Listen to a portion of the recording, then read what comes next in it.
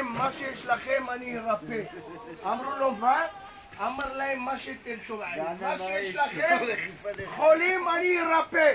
אספו את כל הכפר ממש, אנשים וזה, והאדמו"ר בא עם ג'לבייה, ועומד ככה, אומר להם, כל מה שיש לכם, אני מרפא עכשיו.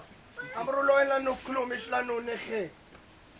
טפירו, יושב על כיסא גלגלים, ושמעון מגמגם. אמר להם, אין בעיה, אני ארפא. ואז עמדו כל הכפר וראו את האדמו"ר עושה לו, טפירו! תקום מהעגלה ותתחיל ללכת. והסתובב לשמעון המגמגם ואומר לו, אתה שמעון, תתחיל לדבר. השמעון עושה לו, טפירו נפל.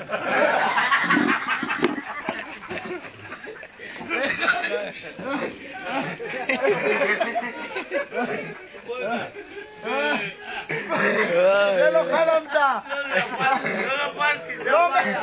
לא, זה לא מזל. תגיד לו, מחר זה המשתה, לא היה. מחר זה פורים, לא היה.